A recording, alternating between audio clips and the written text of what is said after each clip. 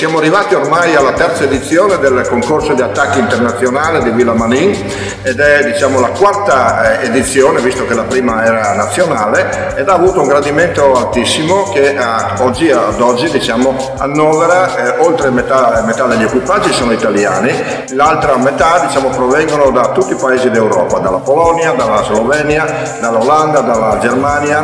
dalla Francia e dalla Svizzera, 5 equipaggi addirittura. In questa situazione diciamo si può osservare per questa giornata del 7 una gara fatta con carrozze d'epoca o repliche che vengono valutate, dopodiché si parte per una prova di campagna, la routier, che sono 15 km,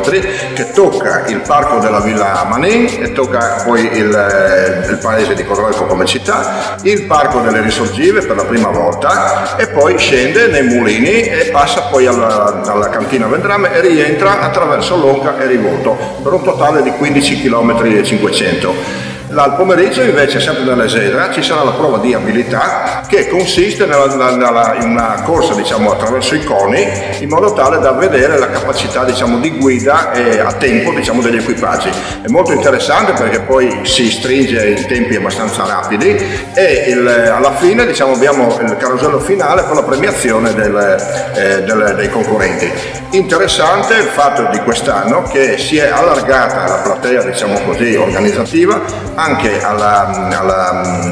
lancieri di Novara, che saranno presenti con drappelli a cavallo in divise d'epoca, per cui avremo l'alzabandiera e la maina bandiera accompagnati da loro, e poi anche questa presenza graditissima